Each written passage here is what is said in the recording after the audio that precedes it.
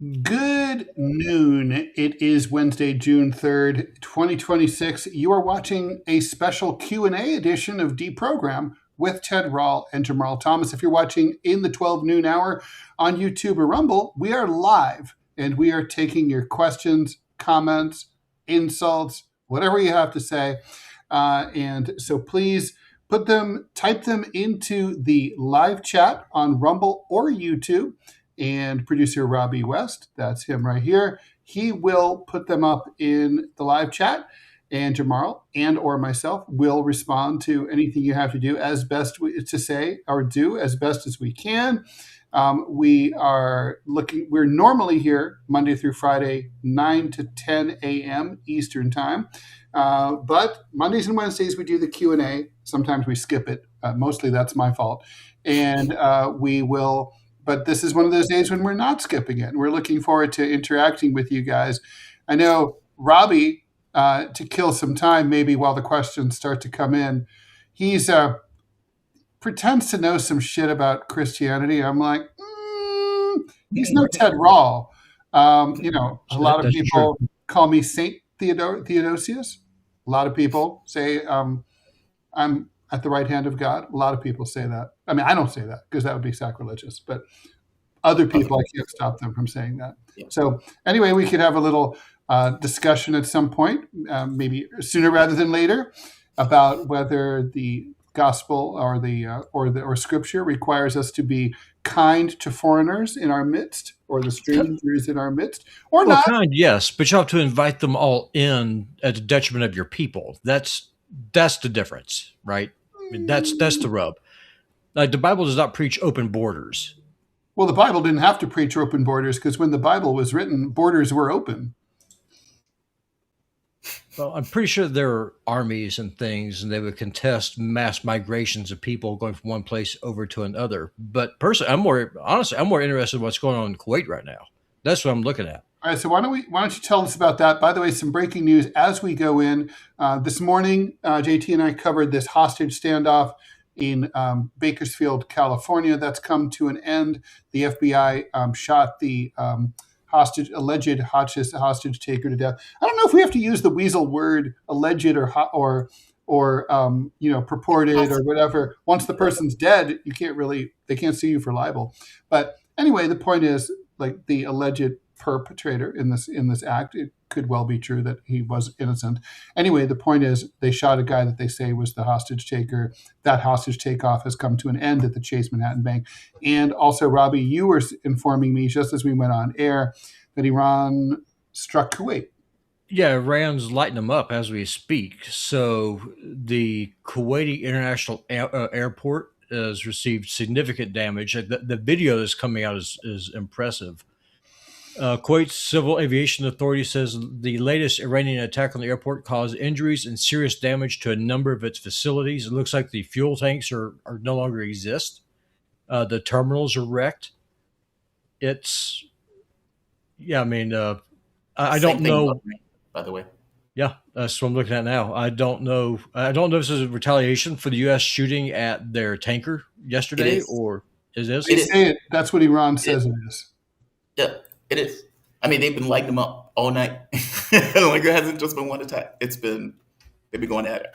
And apparently they hit the U.S. fleet in Bahrain with multiple strikes, helicopter bases or whatever. But yeah, this is beautiful. Like, they finally have accepted this kind of, look, people like me have made this argument that the U.S. is a monster roaming through the forest. And that any overtures of peace, pragmatism, is just looked at as weakness. We're in the law of the jungle. And while it's true that states should do their best to avoid loss of life and those type of things, and it's true that they should try to abide by some level of morality to separate yourself from the aggressor, all of that's true. Weakness is not accepted. No. It's just not. And what they're doing now, where they're putting a cost on the fact that the U.S. was going after their ships, is what is necessary. And you can make an argument should have been necessary early on. They're doing it now, though. This idea of unilateral attacks by the U.S., at the very least from Iran's point of view, is over. And by the way, one last point. It's taken a little bit, right? Like, meaning, if you notice, Israel wasn't really attacking Iran directly, nor was the United States. That was a huge taboo. But they slowly worked their way into it until they got into this groove of, right, we can hit Iran directly. Well, same thing is true going in the opposite direction, where Iran tepidly was, don't mess with us, True Promise 1. We're serious, True Promise 2. True Promise 3 hits a base as a demonstration of capability. And now you have effectively all-out war, where they're hitting U.S. bases back to back to back to back. So do you think that the ceasefire is dead now? They're still, I would wager to you, they're still going to argue that it still exists. They're still going to say it exists. I could be wrong. I could be wrong. But they're still going to say, yeah, the ceasefire is very flimsy and a fragile ceasefire. They're still going to talk about it in those terms. I could be wrong. I could be wrong. Obviously, this doesn't look like a ceasefire where you're effectively blowing the shit out of Kuwait all night and blowing the hell out of Bahrain all night. But they will talk about it in those terms. Yeah, no, I mean, to me, that looks like a war. And I've got Fang going through just scouring the internet, and there's coming out reports, I can't verify any of this, that Bahrain is now starting to round up Shia Muslims, which if that's true, that could be interesting. It probably is true. It has happened already earlier in this conflict, so I'm sure it's true. Yeah. So we should get to the questions. Just some basic housekeeping. We try to get to all the questions in the Q&A segment, but we prioritize, and we frankly most appreciate the super chats and the Rumble rants, because this is a show that we need money to in order to keep going, and to in order to there's upfront costs, and frankly JT and Robby and I all have to get paid, otherwise we're not going to be able to keep doing it. So thank you very much for those of you who are able to do those. But like I said, we're not going to discriminate too harshly against you guys who are not able to do that. So please, if you don't hesitate to put in your question, if you can't afford to do that. And I'm trying to think what else we need to do. By the way, real quick, just watching is enough. Is out here saying, well, we don't need the United States help anymore. Thank you. But we don't really need it. By the way, Kuwait Airport is a huge airport, and they're reporting that some flights are open out of other terminals. Terminal 1 that seems to be out of commission for the foreseeable future. But I mean, I don't know about you guys. I mean, JFK is a big terminal, has 8 terminals. If Terminal 1 was on fire, being bombed, I don't know how happy I'd be flying out of Terminal 7. Right. Can you imagine that shit? It's like, do not worry. It's fine. Like, really? No, you'll be okay. And also, Hezbollah just released a new video about 30 minutes ago, as for footage dated from June 1st, targeting a cluster of IDF troops for the first time, attacking at night using thermal imaging, which is wild. FPV drones. So I wonder whether they're getting that. I wonder if Vlad's hooking them up. Trent will be mad at me if I don't remind everyone about the structure of the YouTube watching protocols, because he is Robby is cottons to Rumble, but Trent cottons to YouTube. I'm impartial. I'm like Switzerland. YouTube, it's $5 to watch. If you want to be thanked on the closing credits by your username, that's $20 a month. And for $50 a month, you get to talk to JT and I in a limited chat with just whoever is a $50 donor. That's exclusive. We're doing the first one this weekend is the plan. All right. And if you are on Rumble and you want to be part of that $50 or the end credit thing, the 20 or the 50 thing, but you're on Rumble, no worries. You can contact Robby West at westglaciergaming@gmail, and then you will then be able to PayPal us that money on a regular basis. You can arrange through PayPal to do $20 or $50 a month, or $3 a month, or whatever you want. And the address there is DeProgram@gmail.com. Okay, so we got some comments. If you guys want to get to them, or whatever, what do you think? Let's do it. Nice, do it. Okay. Jack Samuels, Ted, since you're based in New York, at this time, what letter grade would you give to Mayor Mamdani and why? Interesting. That's a good question. I like that question. And if you have more questions, type them in. What would you give him? Because you said beforehand that you thought he was going to be like AOC for the most part. Yeah, and I think that's pretty much turning out to be true.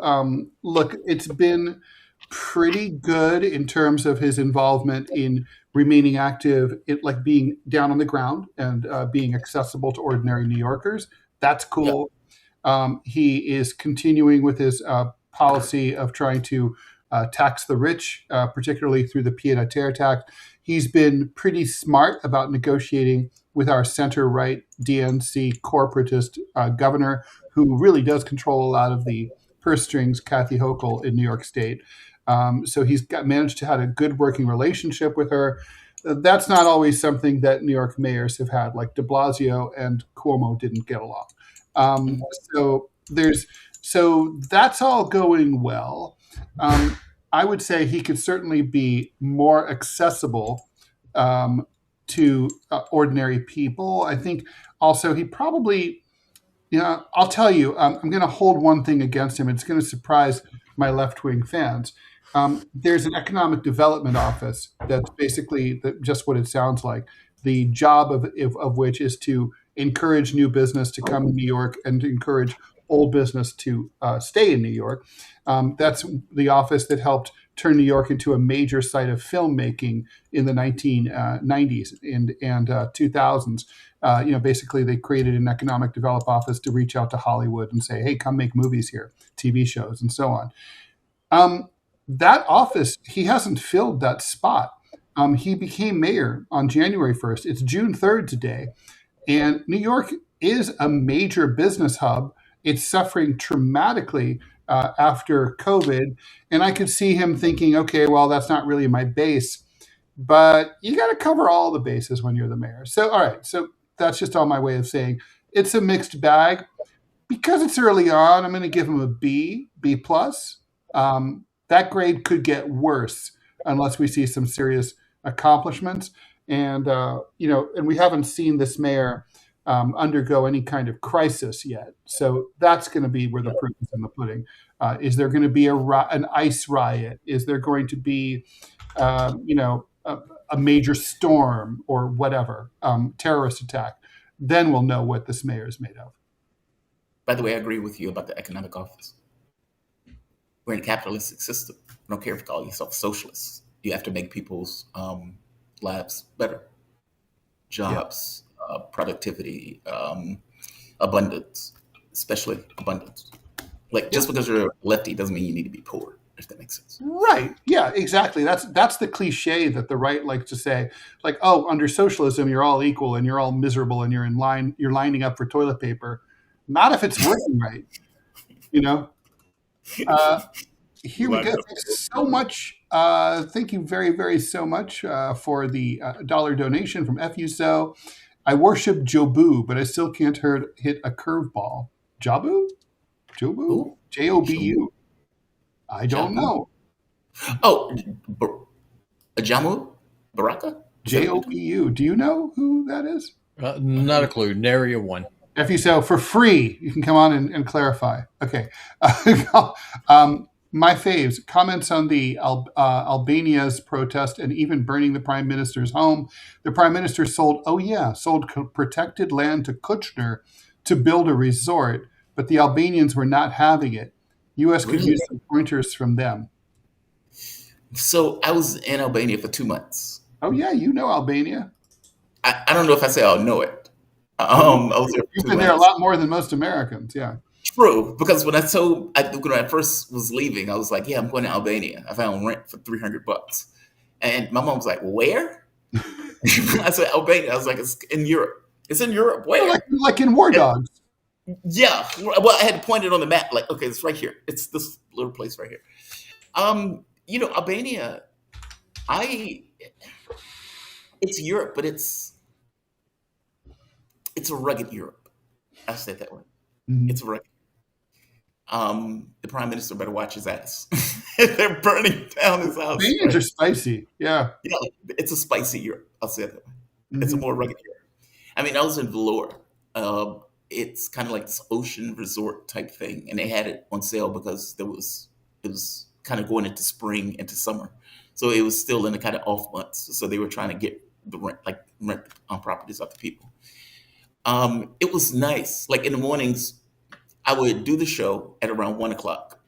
After the show, I would, because the show was 3 hours. I would walk down to get coffee, and I would have to walk down like a mountain or a hill type thing. And this guy would be taking his goats out with him. And so sometimes you'd be walking down there and be goats that would be walking with you as you're walking down the hill to get to the store. It was a life, and it was a life I could have gotten used to. I love that's so cool. By the way, if you're just joining us, this is the live Q&A show with Jamarl Thomas and myself from DeProgram, which means we're not generally covering anything other than the most breaking news. We're just answering your questions and comments, and particularly the super chats on YouTube and the Rumble rants. Okay, so pizza was fantastic. The They had pizza? fantastic pizza. Yeah, it's because their pizza. I don't know how their pizzas was of a particular type. I don't even know if they use sauce or whatever. It's something about it that was so good. It nailed it. I But gotta it's say, it's hard for me to beat New York pizza. But yeah, same here. New York pizza is really good, but it's don't think of it like a New York pizza. Think of it like a different thing unto itself. yeah, But it's its own thing. President Jafar, do you know the concept of whiteness and blackness is a recent construct propagated mainly by the British Empire? I guess I did know that. It's true. yes, It doesn't really turn up in ancient history. yeah, but it's the issue now. I mean, like, because at a certain point, after 300 years, that shit becomes a thing unto itself. Yeah, But whether it's real or not, it's in people's minds. yeah. I mean, Kind it of makes issue. so little sense in so many ways that, yeah, but yeah. It I was mean, practical. I mean, for America, it was practical. Hey, that guy's black. If he tries to run, grab him. Everybody else is white. It's like shirts and skins, like when we're playing football. All right, right, labeled. that guy has his skin on, like he's on your team. It's uncomplicated, right? Yeah, yeah. Yeah, it reminds me of one time I was driving with my ex-wife in Oakland, and there was like a whole hubbub of like up ahead, like chaos, like cars parked willy-nilly, and Yeah. I was like, oh, is it the cops? And it was just black people hanging out, and then I go, well, oh no, it's the other team. It's the other. It's the other. Right. It's It's like like if you talk in uniform. I was actually kind of like relieved. Okay, so anyway, if you so and Iran so far, Iran. I ran all night and all day. I couldn't get away. Thanks for the dollar. Okay, Primal Barbarian. Thanks for the dollar. What do we think of the claim that COVID was made in a Wuhan lab? P.S. Robby, you looking mad cute today. Woo, Robby. Thanks. Better watch out. No, I appreciate that. I'm not even mad. I'll take the cute though. Yeah, cute's not bad. You don't have to do anything with it, you slut. Hey, cute. I take the adjective. I mean, or the verb, Yeah, or the for sure. adjective. No, that's an adjective. They use it like an adjective. Man. Yeah, it's an adjective because he's saying I'm cute. I'm not being cute. No, that's true. Yeah, so Don't it's be cute. That's not yeah. good. No, Right. Don't play it cute. All right. So all right. I wouldn't know how to do that anyway. Yeah, that's true. I've not seen that in you, although who knows. All right. So Wuhan Labs theory. Look, the CIA believes it came out of a Wuhan lab. Not that it was intentional, that it was an accidental leak. That seems to be. I mean, I'm going to say I believe that to be true. I think it's what happened. I think it was an accidental release.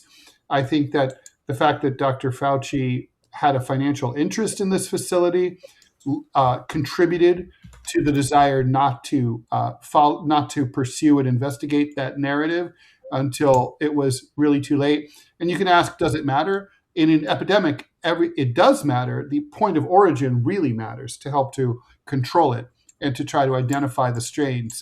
And the way it developed. So absolutely, scientists would have appreciated, as fast as we did move to deal with COVID, which for our society we did move lightning quick.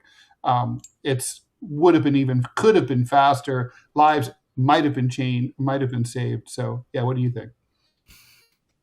I don't have any qualms about it coming out of a lab or coming out of a wet market. I think it was politicized, which fucks with me. Yeah. So because it doesn't sit in a box that is unmolested by the political circumstances, if that makes sense.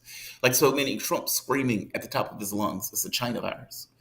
Okay, I mean, dude, like the U.S. had interest in that. Let's say for the moment that it's true that it came out of a lab. As you point out, Fauci had interest in it. The United States was working with this particular laboratory. So it's not like China did something that all of a sudden gave the world a virus. It certainly wasn't intentional. No, and obviously it wasn't intentional, right? So I mean, if it was going to be intentional, it would not have been released on their own territory. Right. And, when the financial crisis came out of the United States, we didn't give a shit about it. Nobody said it was the U.S. financial, whatever the hell. Right. Everybody know, obviously, it was located here and damaged a lot of people. I'm saying it was a mistake. There's that. 2, it was politicized. It turned into this kind of China virus thing, which made it toxic to even point out that it might have came out of a lab. As you point out, Fauci had financial investment in it. Fauci should have been fired. And the reality of it is, all of those people that were screaming about the COVID thing, Fauci didn't make the situation any better. It was when I remember the article came out in Popular Mechanics that pointed out, hey, I know everybody's saying this came out of a wet market, but we don't know that. And that was the first time that there was heavy pushback on this idea of, well, this could have came out of a lab. Because up to that point, it had been this kind of conspiracy theory that it came out of a lab and only right-wingers were saying it. And Trump was calling it the China virus and everything else. So it made it toxic. Mm-hmm. Yeah, I don't have an issue with it coming out of a lab. And they smeared the pangolin. Yes. The poor, innocent pangolin. Yep. Who all he's trying to do is just eat some ants. And everyone's fucking with him. Yep. Yeah, not cool. Don't fuck with the pangolin. All right, this is going to probably be the beginning of a Robby segment. President Jafar, Jesus was given refuge in Egypt in his teenage years.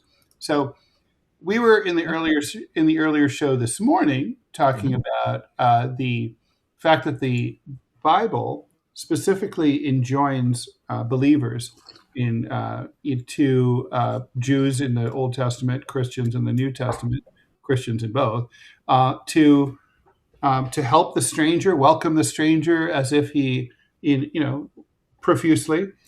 This is not a world that had distinct borders or border crossings. It's certainly, if people came even in fairly large groups, they just migrated. People were moving around all the time in the Middle East and around the world. So I guess my question is, you can want closed borders and still be Christian, but I don't see how you can be Christian and say that harsh treatment of foreigners or strangers is consistent with biblical teaching. Okay, so let's unpack a couple of things. First, yes, Jesus did grow up in Egypt. It happened after Herod committed the massacre of the innocents, where 2-year-old boys and younger were slaughtered. So what people don't understand, because people are historically illiterate. Historically, that's not 100% sure that happened, right? Well, the Bible says it's true, so I'm going to go with it. So Egypt was a province of the Roman Empire. So that's like saying, well, I moved from Alabama to Florida or from North Carolina to Virginia.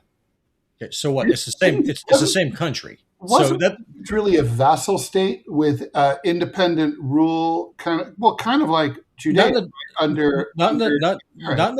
the time of Augustus, because you got to remember that's after the Roman Civil War, after Antony and Cleopatra were put down. So it was fully annexed. If it was, if you're talking about during Caesar's era, because Cleopatra was the last pharaoh. Right. So when she was deposed, ask you a question. Yeah. So I mean, you're done. So Egypt at that point was not a foreign country. It was a fully fledged Roman province because it lost a war. It was conquered. So yes, Jesus was a refugee. Yes, the angel told Mary and Joseph to go into Egypt. And yes, that's what they did. And they were there till when Jesus was a teenager. That's where one of the slurs that Jews will have about Jesus, saying that he learned black magic while he was in Egypt and that he was a sorcerer. That's where that's where that lie comes from. They say that okay, I had never heard that one. Yeah, it's in the Talmud. Learned black magic in Egypt. Yep, because Egypt back then was famous for sorcery and magic and mysticism and that kind of thing. So one of the things that they say is that Mary was a whore. Jesus is the product of a Roman centurion named Pentera, and that Joseph was the illegitimate father of Jesus, and that they went into Egypt, and that if he grew up there and learned black magic, he was a sorcerer. And because he blasphemes God, and that's how he performed all the miracles, they said that's why he's boiling in hell today in excrement and semen, because of his sins of being a sorcerer. So that's where that tradition comes from with the Talmud. Now, to get to your question, Ted. That's fucking gross.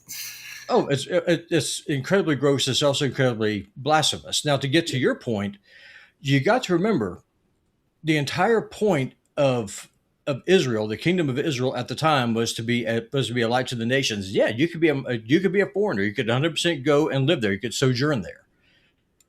But for you to become a citizen, for you to be able to go and do these and to actually become a fully fledged member of society, and you can read Deuteronomy and Leviticus. You can fact check me on this. I don't really want to go into a full-on Bible study now. It would take 2 hours. But basically, you would convert to the Old Testament religion, and you would put away your idols, put away your false gods, and you'd be able to assimilate. What you were not allowed to do, if you were a sojourner, like you couldn't exploit the foreigner. You weren't able to beat them or enslave them, that kind of thing. You had to treat them decently, which, by the way, I agree with. I don't think that I'm probably the most radical person on immigration that either one of y'all know. And I oppose what Trump is doing in regards to ICE, because I don't want people being brutalized. Sending people back home is not brutalizing them. That's sending them back home.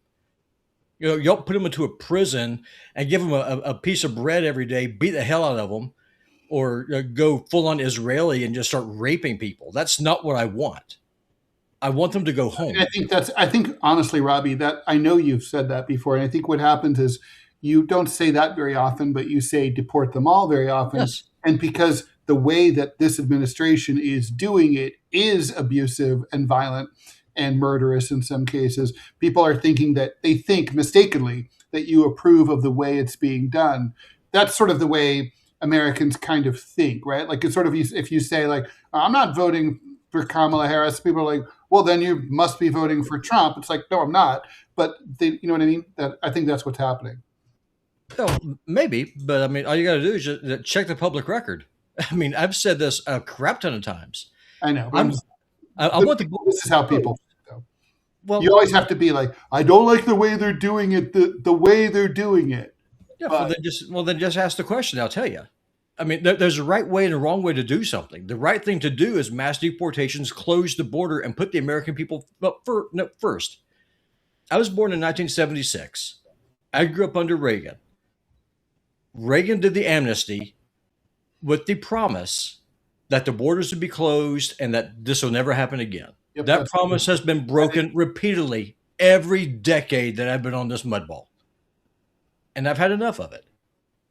I've had enough of American wages being suppressed. I've had enough of our industrial base being sold off and sent overseas. I've had enough of American workers not be able to get a job that pays well. I've had enough of inflation going up 2 to 4 to 5% every year, but wages are actually decreasing because inflation destroys the purchasing power of every single dollar. If you want to fix the economy, you've got to restore the value of labor. You cannot do that if labor is cheap. I don't understand why people make this racial. I don't understand why this is even such a radical concept. Why is it that every other nation on this planet is allowed to have borders and have a government that advocates for its people and its citizens, and that's okay? But if you do it here, you're a Nazi. If that makes me a Nazi, so be it. I'll be your fucking Nazi. I don't care. But that's where I stand. Okay. I like the clarity, so I don't want to take a shit on the clarity. Okay, what are our thoughts on the million Black New Yorkers under Eric Adams who lost their jobs for refusing to get the COVID vaccination? Should they be reinstated? I don't know the numbers, but I do know that certainly lots of people of all races lost their jobs. I know some nurses and stuff. I interviewed them for the Wall Street Journal. It is they should have absolutely they should be reinstated. And these are people who need a $1.8 billion slush fund for government weaponization. They should get their back. They should get their back salaries, plus interest, plus some kind of compensation for the inconvenience that they went through. That should not have happened. The thing is, the only exception I would make is for people in the very early stages of the pandemic during the Alpha variant, when we didn't know, when we thought that the vaccine reduced transmission rates, then at that time, when people were working as, for example, first responders, I could see that was required to do. But that knowledge, it changed very quickly. We knew within about 6 months, as soon as they went with the beta and subsequent variants, we knew that, like Omicron and so on, that there was that the vaccine was very useful in many ways. It reduced the symptoms, but it did not reduce transmission at all. Did not make you less contagious. And as soon as they found that out, that policy ought to have shifted instantly. First, I agree with the first part of what you said. Second part, see, I guess the catch becomes, yeah, you're right. It didn't necessarily stop transmission. It prevented the person from dying. It's like the person had a much higher chance of surviving if they caught it. And it's only that, right? So if you and I work together, and I get the vaccine, I just as likely to get COVID. Theoretically, my symptoms won't be as severe, but my odds of giving it to you are exactly the same whether I have the vaccine or not. But if your symptoms aren't as severe, are your chances giving it to me exactly the same? Yeah, because I'm still going to have symptoms. There's just not going to be, so I'm not going to suffer as much personally.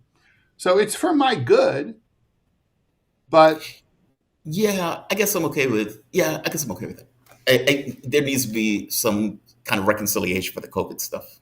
There were so many wars that I had during COVID, and people hated me. I was the first people on the New York subway when they said you don't have to wear a mask anymore. And I was like, great. I have asthma. I fucking can't stand wearing a mask. It's horrible. I feel like I'm going to die.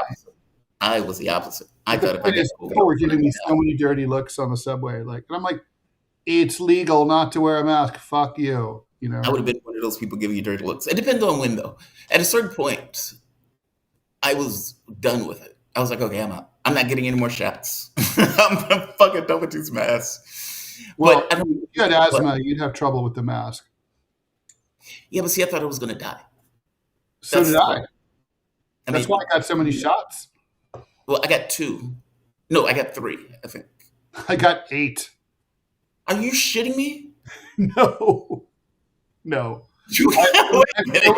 There's so many friends, left-wing friends, who are mad at me for that. They're like, you're gonna have all the spike proteins. You're gonna fucking. I'm like, listen, my lungs are my Achilles heel. They always have been. I get bronchitis.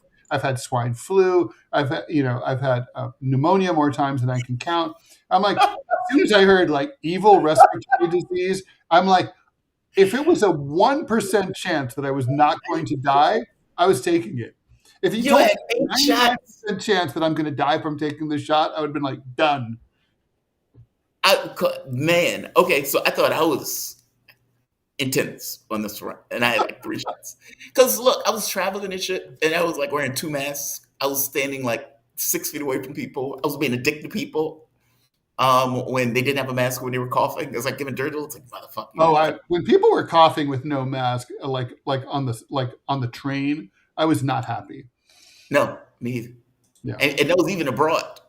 even abroad. I went to Georgia Right. during COVID. And I remember the woman wasn't wearing a mask, or people weren't wearing masks, and I'm looking at them like, you motherfuckers, you're going to get me killed. And people get crazy that way. I got to Yeah. tell a story. Robby, you'll like this story, I think.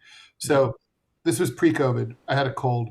I get on a plane, and I think I'm coming from California to New York, pretty sure, because there's New Yorkers on board. Anyway, I sit next to this like very haughty, like uptight, stick up the ass blonde, and I was coughing, right? And she's like, every time I coughed or sneezed, she's like, and she just couldn't stop doing it. And finally, I'm like, look, I can't help it. What do you want me to do? Like, wait out 2 weeks before I come home? I got no choice, right? Bear in mind, pre-COVID. Right. Finally, so this is very dickish. Very loudly, I finally said, ma'am, would you please stop with the huffing and puffing? Lung cancer is not contagious.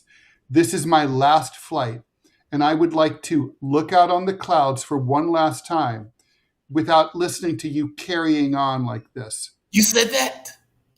And loud enough that everyone in the like a few rows around could hear. Anyway, the point is, so when we land, we all stand up, right? And there's several people in the rows around, and they start yelling at her. They're like, you fucking bitch. Like all this. And then like the flight attendant came over and was like, put her hand on my shoulder and said, don't worry. You never know these days. Anything is possible. You might make it. And I told her, I feel like you might be right. Are you serious? Are you serious? Look at me. It's a miracle. Yeah. Now, so I got one COVID shot because I work for the hospital. And so I tried to get the religious exemption and everything else. And it was just like, no, you've got to do this. Like, you have no choice. Either if you don't, then you lose your job. And it was just, so it was either comply or commit economic suicide. Right. And so that is really when I started becoming really radical on this whole overreach. The government does not have the right to tell me what I must put in my body. And so that's just that's just sick. I mean, technically, they didn't force you. No, they did. I'm with you. No, they did, because if you took Medicare funds, which hospitals do, you were required to take the shot. That's part of Donald J. Trump's Operation Warp Speed. And that's one of the reasons why he lost me, like forever. Where I 2016, I was a Trump supporter. Now I'm the biggest critic that man will ever have, because he's a tyrant. One, Ted would have agreed that you should have taken the shot, according to what Ted said in the beginning, because we didn't know. No, I mean, I think at the very beginning, I could see why they wanted to do that. But how can you miss it? Like they learned that wasn't true, but they kept the policy in place long afterwards. True, I accept that. I do accept that. The other part is technically they didn't force you.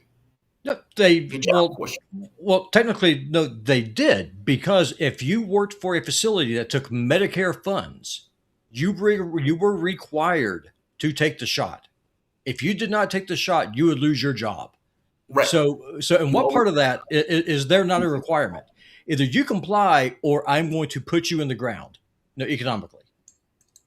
Right. You could always walk. So, and do what? Yeah, I mean, come on. Like finding a job is not easy. I'm not saying it's easy. I can walk and do what? I'm not saying it's easzy. Well, you're talking about both sides of your mouth here. It's like they didn't make you. They didn't force you to do it. They just threatened you with economic destruction if you don't comply. Yeah, that's sort of like when they tell like cartoonists and writers like, oh, you can say anything you want. Maybe just no one will publish it. And I'm like, well, that's a distinction without a difference, right? Because if you can't earn a living as a commentator and nobody sees what you have to say or hears what you have to say, then you are censored. In fact, the word censorship does include editing and refusing to hire people. It's not just the government. I mean, I'm more of a hard ass on this than both of you. I'm sorry. It's not that I think it's great that the government is trying to tell people what they should or shouldn't do using the corporation in order to force people to do it. It's not that I like it. But there's something to be questioned about whether first responders should be inoculated against the shit that they're going to encounter on the job. It's their choice. Well, maybe it shouldn't be on some Why? level. I mean, put it this way, if I am working for a medical organization Mhm. and there's a particular virus that's coming into, I mean, that's like the military, where the military inoculates its soldiers for shit that they're going to encounter when they're going into certain zones or war zones. I Well, mean, the in this case, military thing Well, the military, they own you. I mean, you're called a GI. that has a pretty dark history. it does. And right now, like, there's no Ebola vaccine. Doctors are traveling from the U.S. and other Western countries to Africa to treat people. They're not protected. They're not. I mean, the vast majority of infectious diseases to which a healthcare worker can be exposed in a hospital or EMS setting are not either. There are no vaccines, or there can be no vaccines, right? And I always wondered when I first learned about this, like, why aren't nurses and doctors just dropping dead all the time, right? I mean, they're around people all day long, but they're not. They build up immunities. Oh, you mean now? I mean, I'm saying during COVID they were. No, I mean, yeah, sure, but I mean, like, yeah, during COVID they were. That's true. During COVID they were. I mean, that's the first line that we're dealing with. I Imagine do the moment that when, you had a lot when of it was, nurses I and do think, doctors that dropped I do dead. think the vaccine for the Alpha variant did reduce transmission. It So did. therefore, that's a different set of rules. Well, the problem just is that worked. viruses are always mutating, and so as you go down the list, I'm gonna use y'all's word evolution. As they evolve, they become more virulent, Yeah. but they become less deadly. That's what you want to have happen. Right. Sometimes And Delta was more deadly, was just as deadly as the Alpha variant, if not more so. Yeah. Especially with the transmission. But one thing, and I can tell you this because I was involved with it. Say, for example, if you were in a car accident, and if you died because of the trauma, if you had COVID, they would count that as a COVID death, not as a vehicle death. Or if you were shot, they would count that as a COVID death. I mean, I kid you not. I was there. That was my life. That's what I did, and it was such a scam and a fear mongering. I'm laughing because it's true. It's like the guys. know. If it wasn't for COVID, he would have survived. Well, because it's such a grip. Because what the hospitals would do, because all the elective surgeries were suspended. That's one of the ways that they make their money. So how did they recoup that money? They would bill all these deaths as COVID deaths to the hospital. But to your point. I mean, I'm sorry, the government,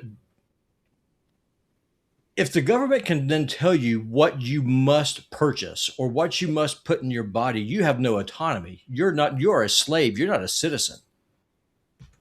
That's the hard distinction that I have. Who owns me? We got more questions, so I'm sorry to interrupt, but That's we fine. do need We'll to keep going. keep moving. All right.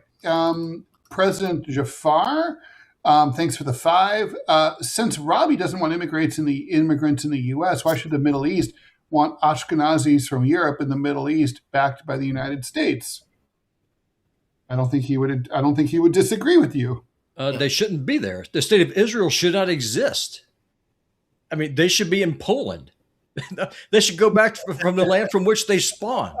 They should not listen. I'm an equal opportunity offender when it comes to this. Yeah. The Palestinian people deserve that is their land. That's theirs. Their ancestors, the Arabs, took it from the Romans back in 600 AD. It's been theirs ever since then. That's true. The Jews got kicked out by the Romans because they revolted. But Robby, a tiny 2% of Jews stuck around all that time. Isn't that kind of like, if you just keep your foot in the door, then you get to come back in and take over the whole house? Well, does that mean that the Greeks get to go back and take over Anatolia and Constantinople? Of course, obviously. Well, then, I mean, if that's the standard, sure, but it's not. But if you're going to build a nation based on a racist, and I use that word deliberately, a racist and genocidal ideology, where you say that we are superior to every other person on the face of this earth because we are spawned from our father Abraham, even though I'm whiter than Robby with red hair and freckles. First thing, I'm going to call you a liar. Second, I'm going to say that if you can take it, then go for it. If you can keep it, and if that's your ideology, then go with God. But the American taxpayer should not be funding you, and we'll watch you just get driven into the Mediterranean Sea in about a week. All right. Best of luck to you. More questions. FU said, thanks for the $1. Mamdani needs to catch those manhole sewer trolls that keep evading police. I don't think anyone's stealing manhole covers. Although there's some evidence that manhole covers have historically been stolen Really? for scrap metal. Yeah. Oh, I see. Okay. Austin Conway, is Trump the greatest crime boss in American history? You're a better one to answer that, Ted. You know, American. There's I would been a say lot- yes. There's been a lot of crime bosses. Yeah, but You got to say Al Capone, maybe. I mean, he really. I mean, he ran this huge criminal enterprise. I mean, Donald Trump's way up there, though. You know, I'm going to say maybe George Washington, because George Washington, his grift was crazy. I mean, by today's standards, he would be worth more than Bezos and Musk combined. really? Yeah, I mean, he sold Washington, the land that is the District of Columbia, to the federal government himself. It was just marshland. He surveyed what was then the western frontier, and then chose the best plots of land, bought them. By the way, none of this was considered wrong at the time, but by today's standards, we would say. And then he sent in the federal troops to clear out the Indians to make it safe for the settlers, thus raising the land values. And then rinse, lather, repeat. I'm going to say George Washington. Okay, Exile. Is blaming rich people the same as blaming corrupt people? I don't think so. No.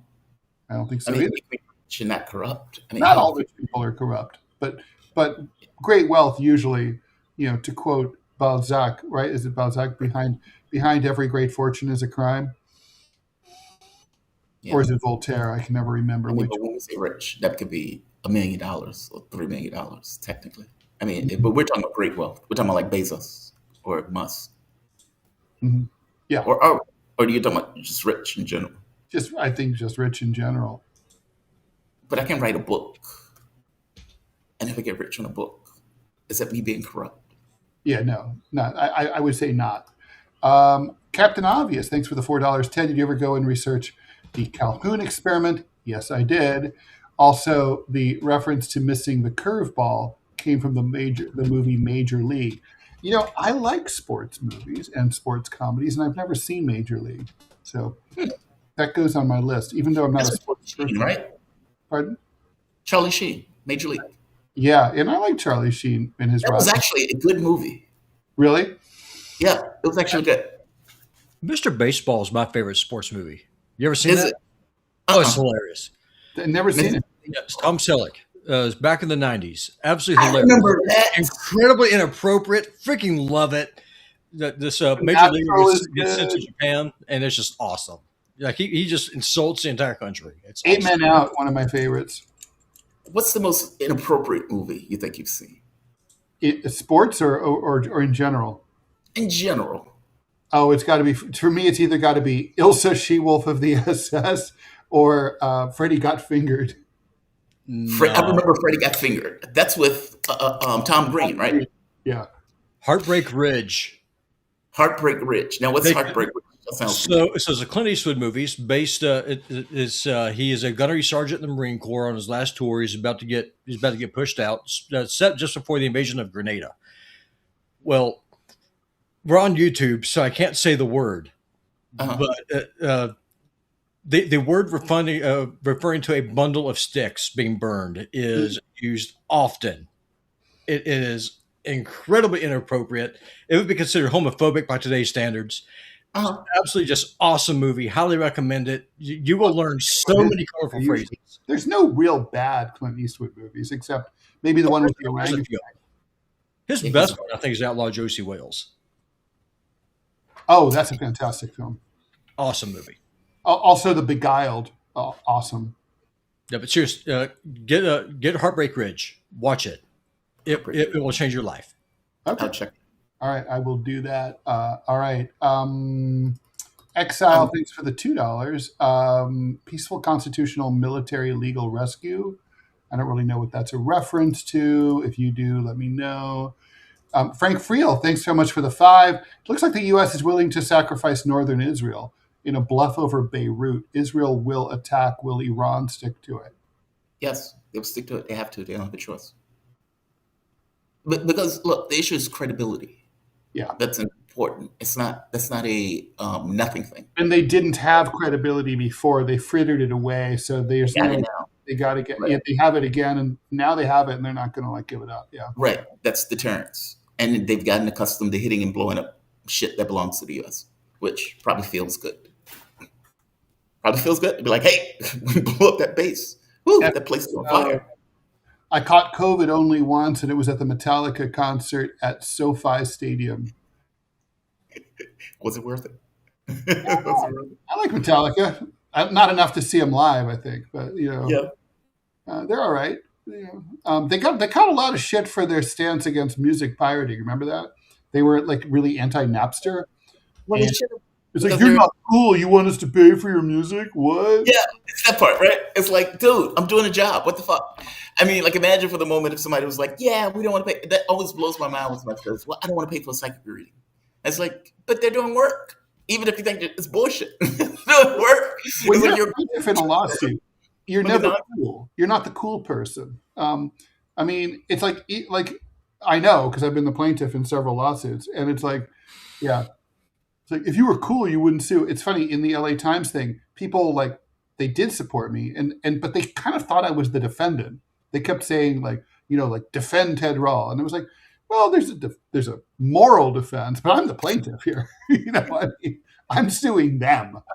I mean, they did fuck me. That's why I'm suing them. But still, Right. yeah. Anyway, By the way, Tropic Thunder is the movie that I would think.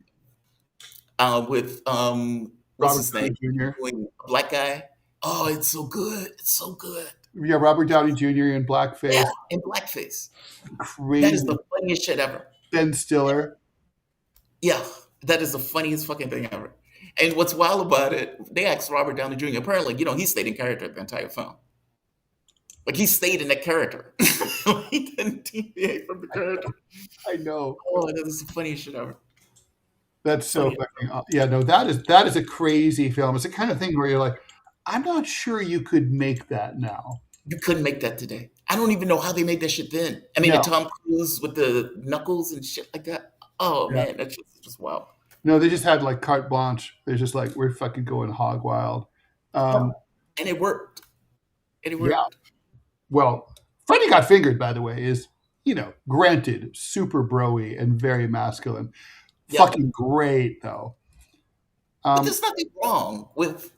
See, and I agree with Robby on this one. Like, there's a place for men to be men. There's a place for women to be women. These things don't have to eat each other. And for whatever particular reason, they do.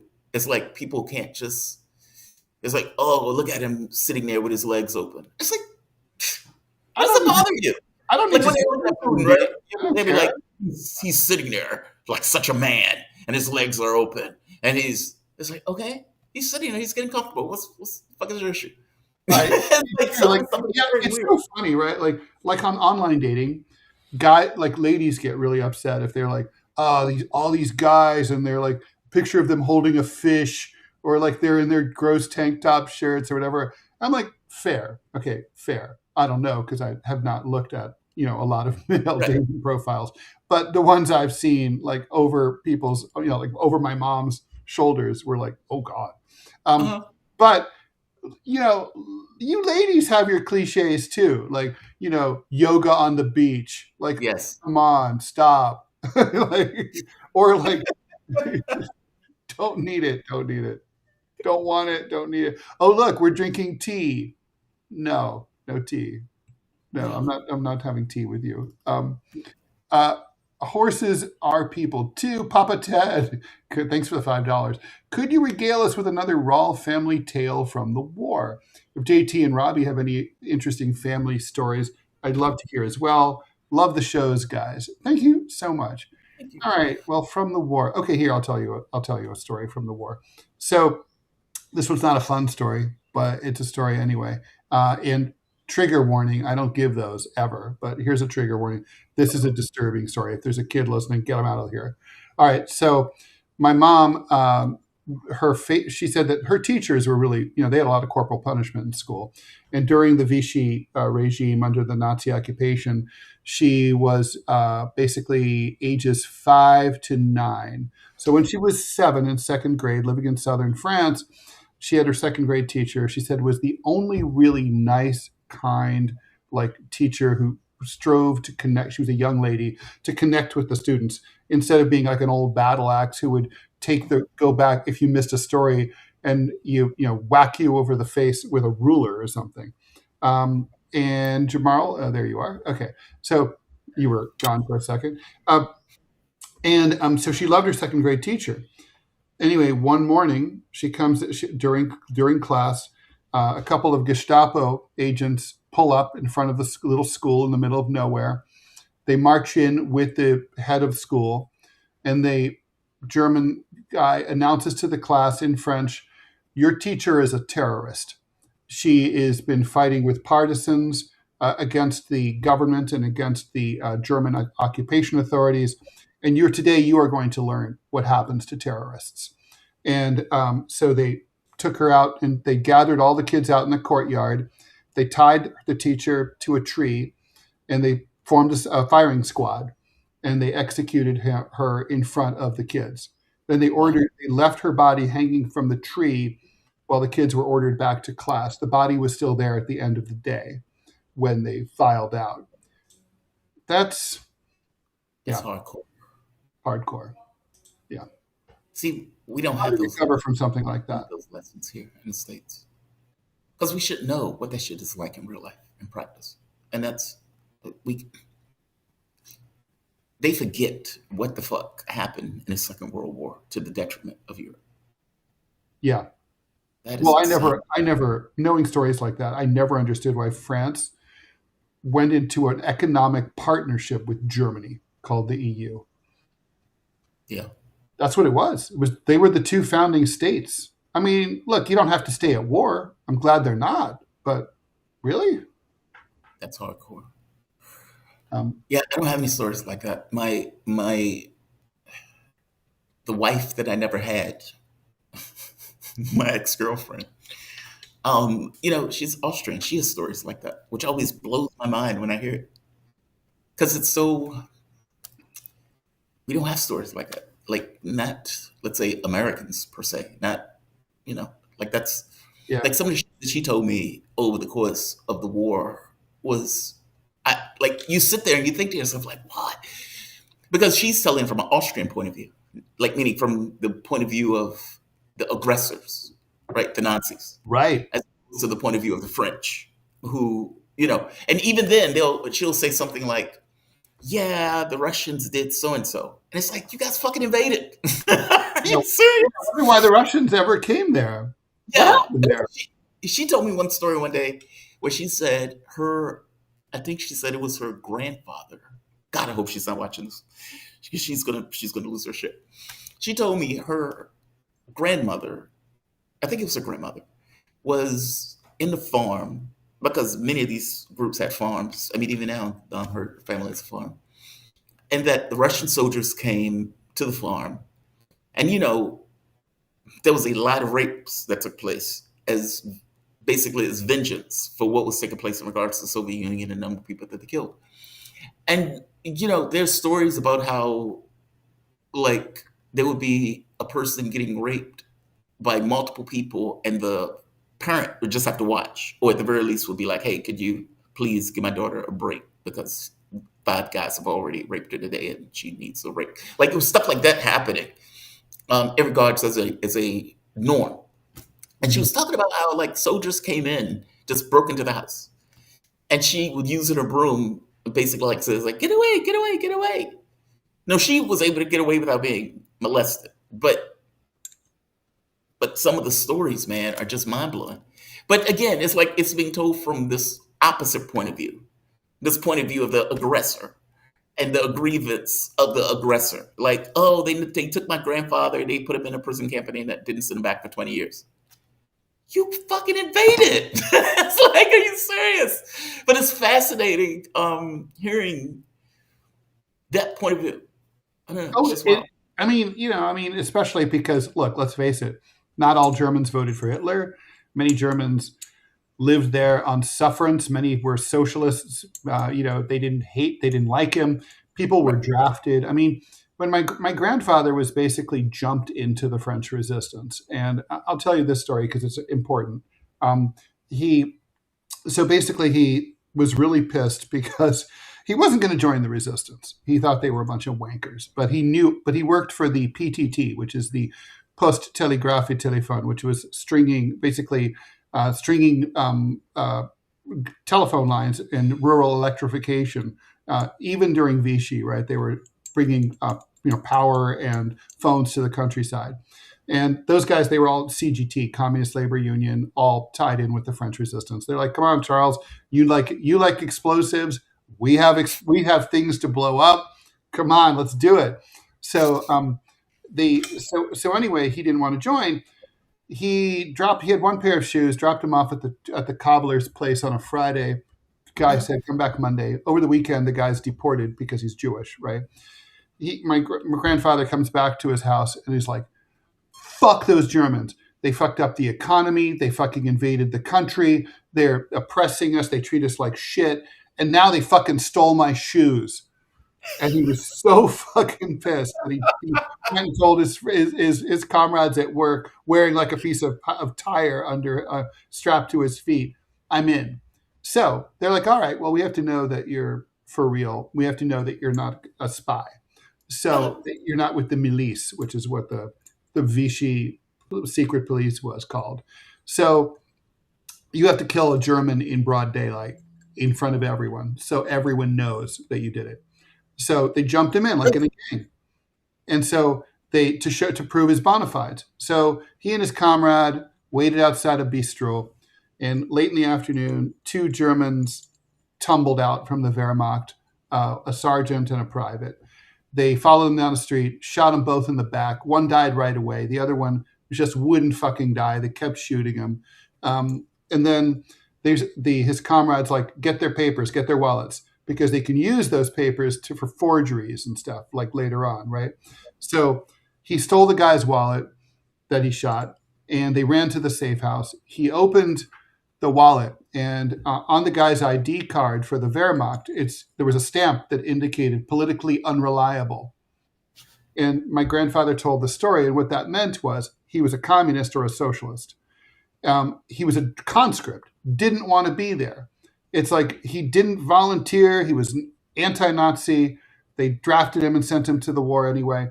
And my grandfather told me, "So, Frederic, this is what war is. War is where you have to go and kill someone who might be your comrade under conditions, who might have become your best friend and most trusted advisor, and you have to kill them. That's what war is." He carried that guy's, when he died, I found the dead German guy's ID in his wallet.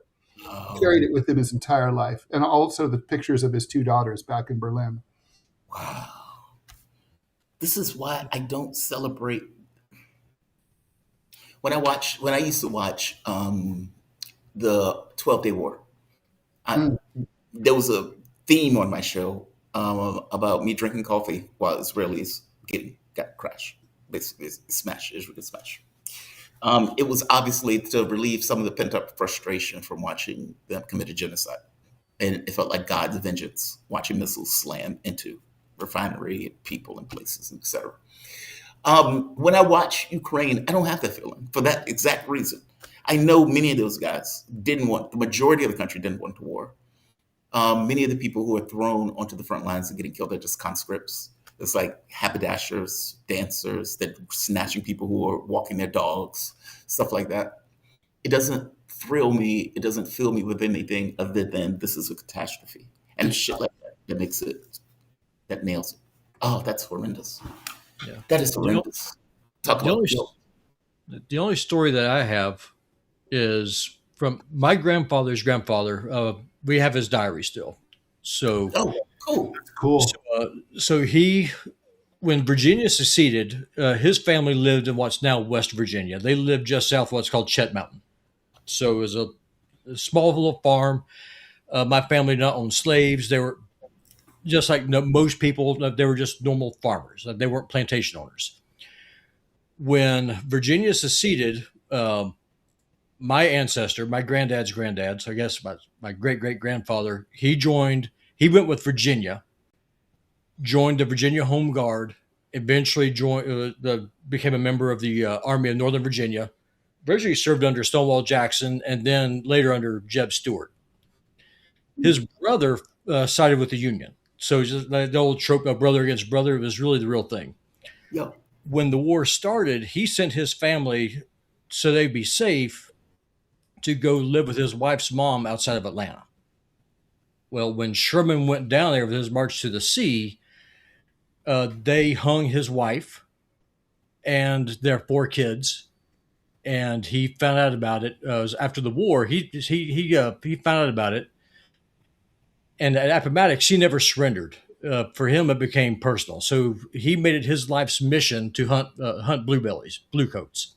So he was a guerrilla fighter for like the next 3 years. That's what he did. If you're in a blue coat, he was going to kill you. It was just a matter of revenge. Well, at Christmas of 1868, he went home to the family farm, and his brother was there on the porch, and he was wearing his old blue coat. Oh boy! So he went up, and this is all in the diary. He pulled his pistol, and he was about to blow his brother's brains out right there on the porch. Christ! And their mom screamed, and his dad came out and said, "Son, the war's over." And so my great-great-granddad, he holstered his pistol. He did not stay for Christmas. He hugged his brother, said, "I love you." And then he went to Mobile, Alabama, remarried, and that's where my line comes from. I have his sword, because he never surrendered, so we still have it. My brother has the diary. Wow. And so that's Wow. So that's just literally brother versus brother. Oh yeah, for sure. I mean, that happened a lot. And for him, it was a political issue till it wasn't. For him, I guess is whenever you have an army, and that's one of the reasons why Sherman is so vilified in the South. It wasn't army versus army; it was total war against the civilian population. And it didn't matter if you're white, black. They would rape and kill slaves just like they would anybody else. It was just total war. That's why Sherman said that the South will remember this for 100 years. But that's the rub, though. I would argue that's what war is. I mean, I don't know how, I know people talk about these noble wars. I don't believe in noble wars. I don't think those things exist. People who fight them don't believe in them. Yeah. I mean, you've uncorked the worst aspects of humanity onto a population. I used to think that the guys who would hang out at the VFW hall were a bunch of old prick assholes bragging about their war crimes. Now I realize the truth. They hang out with each other because they're the only people they can relate to who've been through the shit with them. Right. Maybe my dad, though, he was a Korean War veteran, and I ever saw that man cry twice. Once was when his mama died, my grandmother. And the other time is before I left home. Well, no, it was after I got home. It was after he had stopped drinking, and we were reconciling. And he never really talked about his service. And when we were reconciling, he apologized for everything that was going on. He told me a story about they were on the Pusan perimeter, and the North Koreans had taken this little village, and they're trying to provoke the Americans to attack because they tried to take the hill, they weren't able to. So the Koreans, what they did is that they took the men out, executed them in front of the American lines. There's no response. Then they did it with the women. And then last they brought out the kids. They started executing the children. And so the lieutenant that my dad was serving under, he said, "This is against orders, but I want to go save those kids. Who are y'all are gonna join me?" Because they're band-aiding the babies. Because they realized the response that they would have on an American soldier. So of 250 men, it was him and 17 men that survived. My dad was shot twice. He said it was a terrible price, but they saved those kids. And I think it was just the stuff like that, to your point, Ted, that's why he was drinking so much. I didn't understand when I was younger, Gotta. And there was no, I mean, there's no such thing as PTSD or anything. The war happened in the 50s. So you go home, you work hard, and then whenever you can't, you self-medicate with booze. And that's why he was such a violent drunk. And By the that's way, one thing that changed with Korea and subsequent wars, Robby, is that after deployment, they weren't allowed to stay with their units very long. They basically were sent home right away. In World War II, there was a lengthy process of reacclimatization to civilian life. In many cases, up to a year, where they stayed in their units in Europe or whatever, like rebuilding, reconstruction, and whatnot. And so often, soldiers would come back, but they were with their units and they were able to decompress and download with each other. And and the World War II vets were in generally much better shape as a result of that than the Korean and the Vietnam vets, who were a fucking basket case. The last time that before my dad died, we went to McDonald's. I'll tell you this story. We were sitting at McDonald's. We were there in Pensacola, Florida, and we were having hotcakes and sausage, best kind of breakfast ever. That does sound good right now. And this little Korean girl, she must have been in her 20s, maybe. My dad was wearing his Korean War hat. He was old, frail, bent over. His body was shot, and she came up to him. And she bowed to him and said, "May I give you a hug? Thank you." And that meant more to him than anything. Guys, we're over, so we should wrap it up. Shall we just bang through the last few questions and then call it? Yeah, we got that. All right, cool. All right, let's see. Exile the Knights of Malta. Operation Rescue Darth Vader. Make him yelp wahoo. Thanks for the $2. I do not understand that. Do you speak French? Ted. Oui, je parle français. Digital design and innovation. Actually, no one voted for Hitler. Not true. People voted for Hitler on a number of occasions. There were several elections leading to the seizure of power on January 30th, 1933. And when the Nazis, with Adolf Hitler at the top of the, ticket in the parliamentary system under Weimar, 37% of the vote. Yeah. Yeah, they thought to calm him the fuck down. It was like, there's no way he's going to. Whoa. Like, he's not that way once he gets in office. Yeah, they were wrong. I'm laughing because I usually knock over my mic. Okay. And it's just not true that nobody voted for. And okay, Robby from Exile, I have a question for you. Do you like culinary mushrooms, and would you grow them and be a culinary mushroom tycoon who moved to Montana? What? I do like mushrooms. I've been maybe eating more than culinary mushrooms. Yeah, I do enjoy eating mushrooms. My wife does not like mushrooms, but there's nothing better in this world than squirrel gravy with mushrooms and rice. Squirrel gravy. Do you have a particular type of mushroom you like? Just the little white ones. I like lion's mane a lot. I don't eat mushrooms. Would you not like them, or you just not eat them? I'm very choicey. I am extremely choicey. Like my uncle used to tell my mom, if we're going camping, make sure you send food for him to eat because he's, picky. I'm very choicey. Really? Yeah, extremely choicey. Wait, I think what it is this other word I've never heard. Choicey. I know picky. Picky, same thing. Okay. Same. Okay. Uh-huh. It just means the same thing. Yeah. When you grow up in the woods, you eat whatever doesn't eat you first. So, swamp cabbage, acorn soup. Wild onions. I've done it all. And I don't like my food touching. I've had wild onions. Like pizza. Yeah, I'm very choicey. I like choicey. Choicey's good. I'm pretty. It's funny. I think. People are confused by me because I'll eat anything once, but once I determine I don't like something, I will. I'm done. It's dead to me, and I'm done. I've just started eating eggs. Pigs. Last year was the first time I had eggs. Like talking about where I actually pigs or pigs. Eggs. EGGS. Oh, really? God, I love it. I tell you, I am picky. In fact, the only reason I ate it is because I didn't want to make a scene when they offered it to me in Indonesia. I killed that thing. That thing was fantastic. That thing was fan-fucking-tastic. Because like somebody says, hey, we're going to offer you food. Mhm. And it's very awkward to say no or turn it down, especially when you're in another country and stuff like that. And so I was like, okay, I'll eat it. And so they gave this thing of, it was like maybe a cup of rice. It was the best chicken wings I've ever had in my life, fried chicken. And then it was a boiled egg on top, and it was wrapped in a banana leaf. And so it's like when you open it, it's like a plate unto its own, even though it's just a leaf. And you talking about good. I looked at it and I was like, okay, what am I going to do with this egg? Do I toss it? I was like, fuck it, just try it. Fantastic. Fantastic. Had it We every are done, but one more question, Robby. You got to answer this.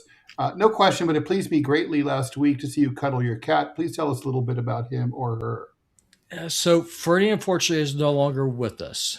A couple months ago, I don't know that cats would do this. She was testing the screen, and the screen came out, and I live on a second-story apartment, so she fell out and got ate by some of Montana's larger wildlife. What? So unfortunately, Fernie is no longer with us. Her memory is, but I really love that cat. She was sweet, but Got to get a new cat. well, And a better yeah. window.